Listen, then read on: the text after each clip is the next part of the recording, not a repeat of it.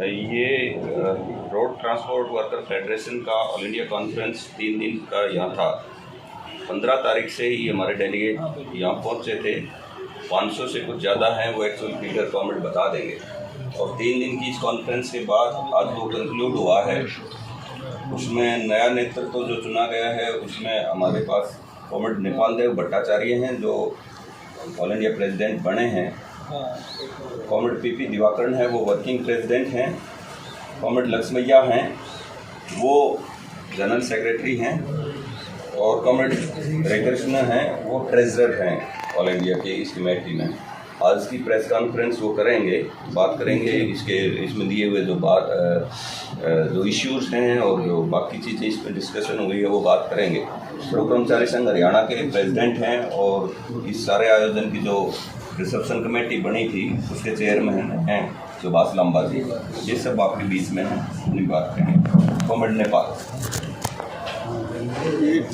3 दिन के जो ऑल इंडिया की जो कॉन्फ्रेंस हम लोग हुई है, यहाँ करीब 600 डेलीगेट आए हुए थे पूरे देश से। सिर्फ कश्मीर के जो कुछ दिन पहले अमरनाथ में जो बादल फटे हैं, उसके वजह से राहत के काम और ट्रांसपोर्ट के काम में हमारे कॉमरेड लगे हुए हैं, इसलिए वो नहीं आ पाए। लेकिन बाकी सब हिस्सों से आए हैं। मोटा तौर पर गोवा वगैरह नहीं आया और उसमें हमारा है ही नहीं। तो कुल मिला के हमने परसों दोपहर से शुरू किया, आज दोपहर तक खत्म हुआ। हमने 9-10 प्रस्ताव यहाँ से लिए हैं, जो खास करके वर्तमान जो केंद्र की सरकार है, जो ये चाहती है कि सरकार की जो वेलफेयर स्टेट के जो कंसेप्ट है कि हम जनता को थोड़ा राहत देने के लिए सब्सिडाइज ट्रांसपोर्ट करें, जो हम लोग पहले से देखते आए हैं, उसको हटा दें। ये सब कुछ प्राइवेट को ही दे रहे हैं और प्राइवेट भी जो मनमानी है वो कर रहे हैं, कुछ भी पैसा ले रहे हैं। और खास करके डीजल के भाव जो बढ़ के जहाँ तक गया है, ये सिर्फ मेरे पैसेंजरों को तो मुश्किल हो ही रहा है, लेकिन इसके वजह से जो ट्रांसपोर्टेशन में गुड्स के कैरियर के लिए जो भाड़ा बढ़ गया है, उसके कारण भी जो समस्या हुई है, उसका प्रभाव भी ट्रांसपोर्ट वर्कर ऊपर आ रहा है। चीज़ों का भाव बढ़ रहा है, इनका तनख्वाह नहीं बढ़ रहा है। हर जगह ये कोशिश हो रहा है कि ड्राइवर को कम पैसा दिया जाए। हर जगह ये कोशिश हो रहा है कि जो हेल्पर क्लीनर है उसको कम पैसा दिया जाए ताकि मालिक का पैसा बढ़े। लेकिन इसको जीना मुश्किल हो गया ये सेक्टर में जितना है। हम सरकार को ये बताना चाहते हैं कि ये जो इंडस्ट्री है, ये सबसे बड़ा इंडस्ट्री है। एग्रीकल्चर में सबसे ज़्यादा आदमी जुटे हुए हैं, उसके बाद ही ट्रांसपोर्ट है। ऐसा कोई इंडस्ट्री नहीं है कि ट्रांसपोर्ट से ज़्यादा वर्कर है। तो हर एक सेक्टर में जो है, चाहे वो ऑटो हो, टोटो हो, लेकर बड़े बस और टैंकर तक, हर एक जगह वो लोग जुड़े हुए हैं जो इस देश को चला रहे हैं। सरकार समझ रही है कि सरकार चला रही है, लेकिन चला रहे हैं ये लोग जो स्टीयरिंग में बैठे हुए हैं। तो इस बात को इनको एहसास दिलाने के लिए और इनका जो मांग है उसको आगे बढ़ाने के लिए हम लोग ये कोशिश किए हैं। हमारा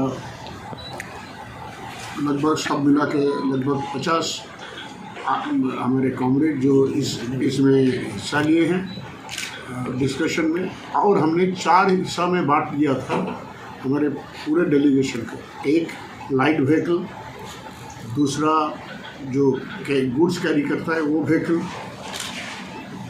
तीसरा बस एंड मिनी बस, और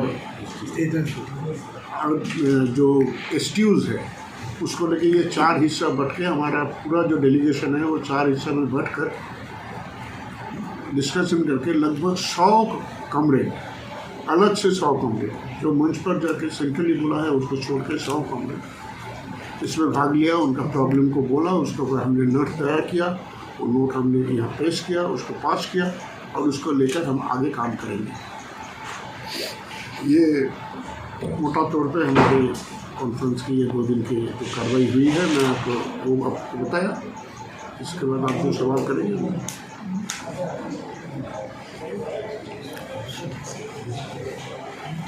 अब आपने जो सम्मेलन 3 दिवसीय सम्मेलन हुआ था उसमें आप क्या निर्णय लिया? आपने कोई आंदोलन की रणनीति बनाई है या कुछ क्या?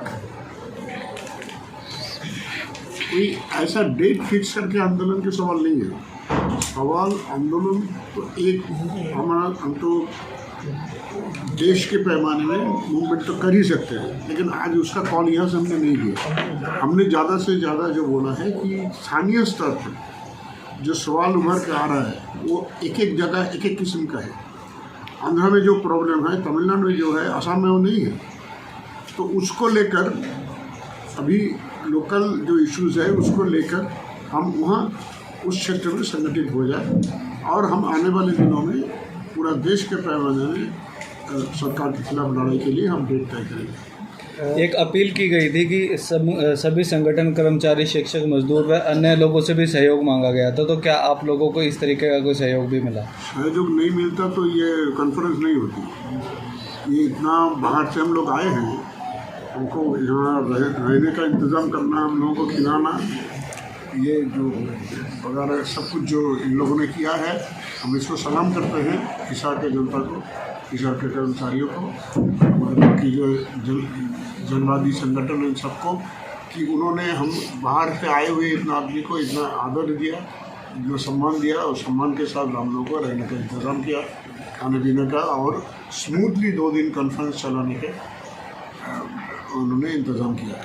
इन 3 दिनों में किस किस जगह से कर्मचारी यहाँ पर पहुँचे? पार्डन? इन 3 दिनों के अंदर किस किस जगह से आप लोग यहाँ पहुँचे हैं? स्टेट किस कौन से स्टेट और कौन से सिटी? ट्रेड स्टेट स्टेट मैंने पहले बोला हाउ मेनी स्टेट, मैंने बोला तो कश्मीर का तो मैंने जिक्र किया है कि वो लोग आने वाले थे, नहीं आ पाए, लेकिन छोटा 2-1 स्टेट छोड़ के, जैसे कि सिक्किम को छोड़कर गोवा को छोड़ दो, बाकी सब स्टेट आए। 22 states we have the license. जैसे अभी More आपने than बोला we have the organization in 22 states, but some organization other than this 22 is also affiliated with our India. Mainly we are concentrating in 22 states. Which are the problems facing the transport sector today? As far as the transport sector is concerned, you see, now about 30-35% of workers lost their employment after this corona and all that. They could not get that lost employment so far. That is one point. And now many workers, road transport workers, turn to other work like farming, etc., etc. This is what happening. And during the central government has not given a single penny as relief to this transport sector. They are increasing the taxes and collecting the taxes regularly, and they are not giving even a single penny for the relief of the transport worker. This is there. We have already presented this issue many times to central government. They have already agreed that yes, we will do that. That is a very serious issue. We will do that. But unfortunately, they didn't do anything. That is the thing. Now, what we decided that, as I told you, in 22 states we have our presence, and some more states, some unions are affiliated.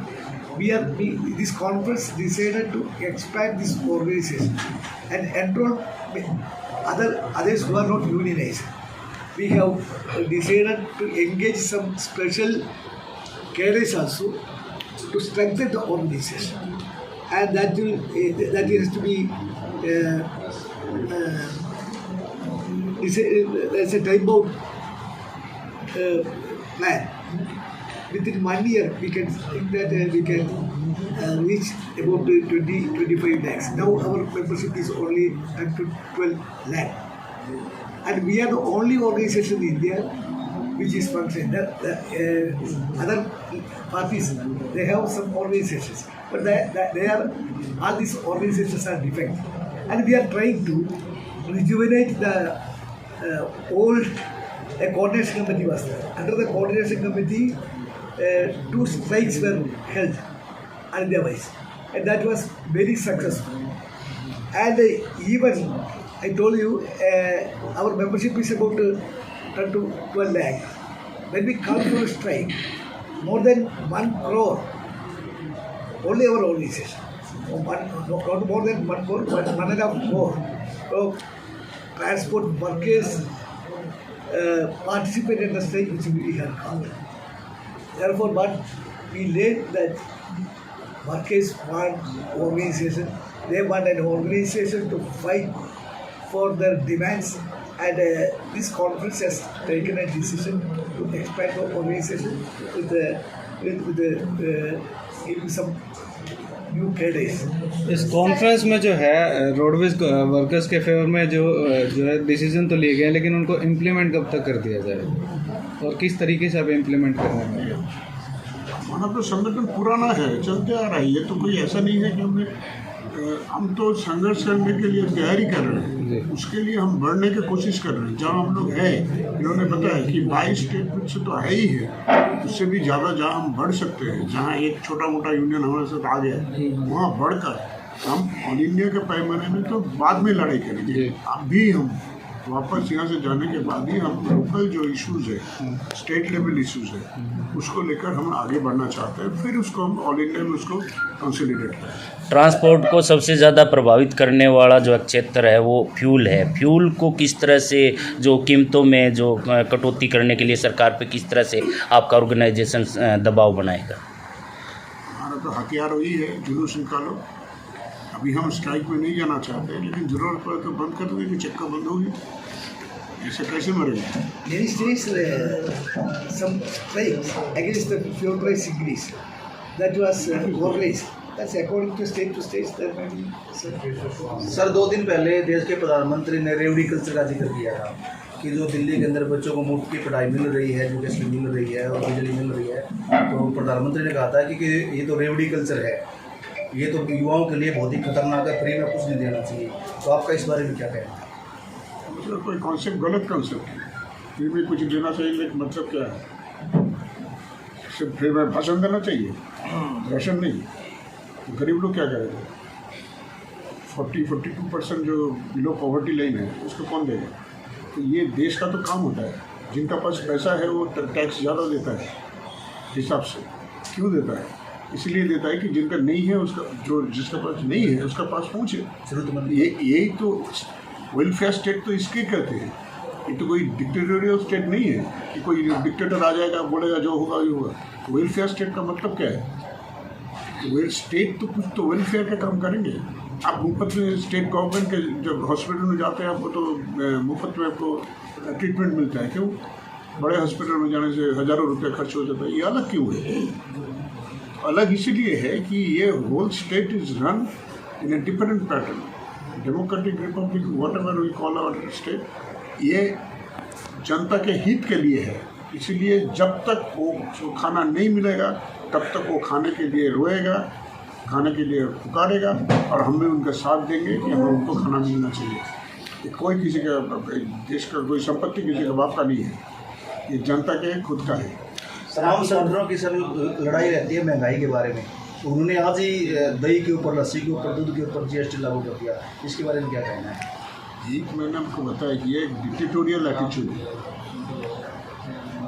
तो कि हम जो कहेंगे वही होगा। ये जनता की बात सोच ही नहीं रहे। ये बड़े पूंजीपतियों को छोड़कर किसी की बात नहीं सोचते, सब उन्हीं के लेकर सोच रहे हैं। अचानक बोल दिया कि सब जितना डीजल बस है जितना वो सब चला जाएगा, इलेक्ट्रिक बस आ जाएगा। तो सब इन चीज़ों का विकल्प क्या है? लड़ाई, जनता के एकजुटता, उनका unity, struggle and to achieve the goal कि ऐसा नहीं होना चाहिए। जरूरत पड़े तो सरकार को चेंज करना है। जनता सरकार बनाती है, जनता चेंज कर देगी। According to you, you can understand what about the democracy. CBI is a complete democracy. On the other hand, the poverty are crying day by day, and the rate of GDP is decreasing as well as per capita is decreasing. How you can say that? What kind of democracy provide to the Indians? What kind of democracy? You are saying that democracy. We are in the democracy is a democratic state. Yeah. But they are not pursuing democracy. Otherwise, so many people will not be behind the bar. जो reporter है, but the poverty line is growing day by day ना। Obviously होगा, क्योंकि वो भाषण देने में ज़्यादा उनका दिलचस्पी है। उनका मन की बात सुनना पड़ेगा, हमारा रोने की बात तो नहीं सुनेगी, सरकार सुनने के लिए तैयार नहीं है। Then how you will rectify such kind of rectify change करना ही है, वो चेंज की बात बाद में होगी। अभी हम चेंज करने, वो तो पॉलिटिकल टर्म है, हम तो चेंज करने के लिए सिद्धांत नहीं कर सकते, वो जनता की सवाल है, हम उसमें जुटेंगे। लेकिन सरकार के खिलाफ जनता को एकजुटता जो जरूरी है, उसका यूनिटी जो जरूरी है, और हमारे सेक्टर में ट्रांसपोर्ट में उसका यूनिटी बनाने का और आगे बढ़ाने का, यही काम हम करने के लिए पूरे हिंदुस्तान के यहाँ लीडरशिप आए हुए हैं। सर, जब गाड़ी ली जाती है, जब भी एक नई गाड़ी ली जाती है, उसी वक्त उसका रोड टैक्स सबमिट कर लिया जाता है पूरी लाइफ टाइम का। फिर भी टोल टैक्स लगते हैं। टोल टैक्स छोड़ो, कई स्टेटों में जो लोकल टैक्सीज भी लगते हैं, उसके बावजूद भी जो सड़कें हैं वो भी कामयाब नहीं है। तो इस पर आप उसके बाद पुलिस टैक्स लगता है, पुलिस का हाथ उठाकर जो पैसा लगता है वो टैक्स लगता है जी। और जहाँ कोई दादागिरी चलता है वो दादा को भी लगता है जी, दादा लोग भी पैसा उठाते हैं। हाँ बोलिए। आरटीओ टैक्स ये पूरा हिंदुस्तान में ये सबसे बड़ी घोटाला है, ये टोल गेट का मामला है। 1 लीटर डीजल पेट्रोल के ऊपर केंद्रीय सरकार ने 8 रुपये सेस ले रहे, रोड डेवलपमेंट सेस उसका नाम था 2017 तक। जब प्रधानमंत्री मोदी बन गया 2017 में उसको नाम चेंज कर दिया, इंफ्रास्ट्रक्चर डेवलपमेंट के नाम पे लाखों रुपए कमा रहे केंद्रीय सरकार ये डीजल पेट्रोल के ऊपर सेस से, मगर दोबारा उल्टा ये टोल टैक्स कर रहा है। ये गलत है, बहुत बड़ी घोटाला है हिंदुस्तान के अंदर, बहुत बड़ी घोटाला है। सर टोल टैक्स भी डबल हो जाता है। वही है ना, बहुत बड़ी घोटाला है। पहले कितना कमा रहे। और एक बात भी है इसमें, समझ लो मैं यहाँ से रोहतक तक मेरा कॉन्ट्रैक्ट है। कॉन्ट्रैक्ट में क्या लिखा हुआ, 20 साल 25 साल कितना व्हीकल मूवमेंट होता है, इसी के हिसाब से कॉन्ट्रैक्ट है। मगर अभी तक शुरुआत से एक ही एक टोल गेट बंद नहीं किया, अभी भी टोल टैक्स कर रहे। यह है घोटाला। और खुद नितिन गडकरी ने एक महीने के पिछले एक प्रेस स्टेटमेंट में बोल दिया, उन्होंने कैसा मंत्री बनाया मुझे पता नहीं, उन्होंने कहा वो हम एक निर्देश दिया इतना जगह तक टोल गेट होना 70 किलोमीटर 70 किलोमीटर 60 किलोमीटर ठीक लो ये, मगर इसके कम में भी टोल टैक्स वसूल कर रहा। इसके लिए बंद करने के लिए हम सोच रहा 8 साल कुर्सी पर बैठा, क्या कर रहे सरकार, क्यों भाई, कौन बनाए उनको मंत्री, जवाब देना होगा ना। जवाब मांगेगा कौन? हम मांग रहे, पकड़ लेंगे, मांगते नहीं, पकड़ लेंगे आने वाले दिनों में। कैसे पकड़ो? हाँ वही बात। ये सम्मेलन में हम 3 मुख्य संकल्प लिया। एक है हर एक चीज का दाम बढ़ोतरी हो रहा। जब प्रधानमंत्री मनमोहन सिंह 2014 चुनाव के समय में उन्होंने कहा 100 दिन के अंदर हर एक चीज को दाम कम करने के लिए आश्वासन दिया, ये ओपन है। आप बताओ किसी चीज को दाम 1 रुपये कम हो गया क्या? डबल ट्रिपल हो गया। ये धोखा दिया मोदी सरकार हर एक चीज को।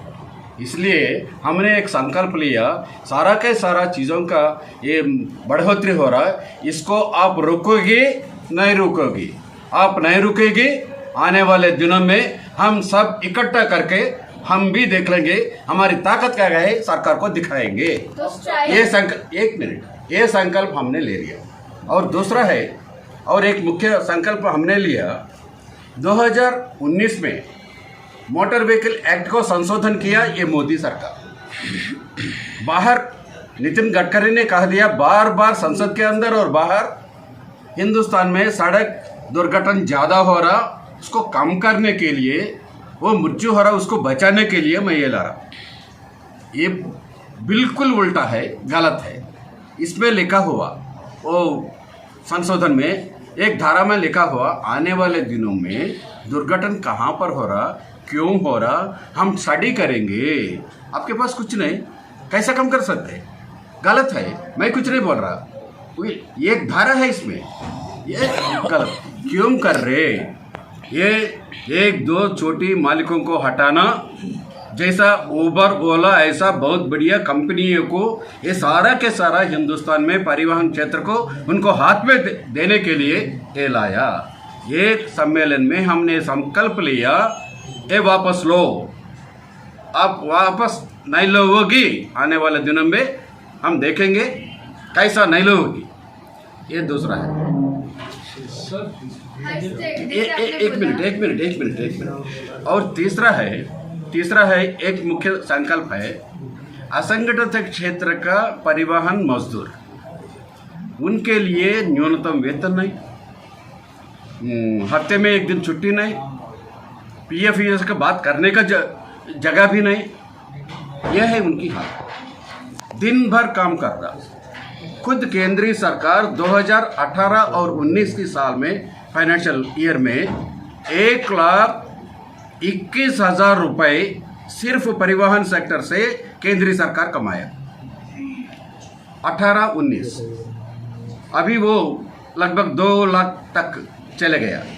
यही साल में, ये फाइनेंशियल ईयर में सिर्फ पेट्रोल, डीजल, गैस ऐसा पेट्रोलियम प्रोडक्ट्स के ऊपर केंद्रीय सरकार 3 लाख रुपए कमा रहे।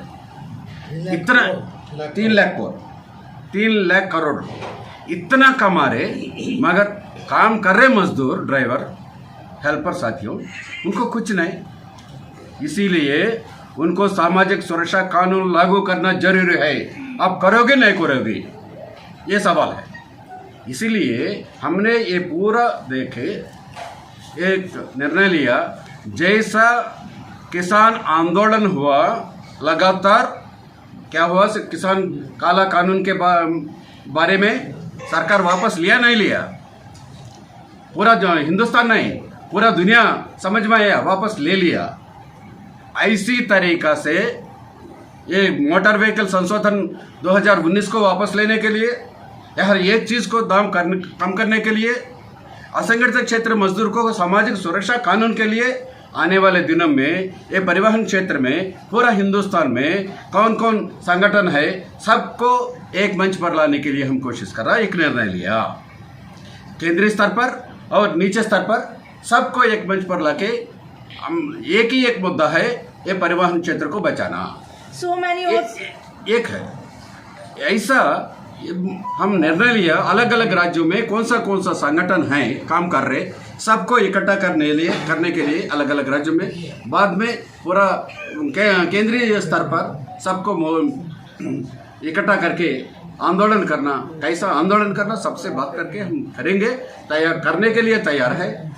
उद्घाटन की सभा में महाराष्ट्र से एक नेता, दूसरे संगठन का नेता आया, बिल्कुल आने वाले दिनों में हम सब इकट्ठा करके इसके खिलाफ लड़ेंगे, ये परिवहन क्षेत्र को बचाएंगे, परिवहन क्षेत्र का मजदूर को बचाएंगे।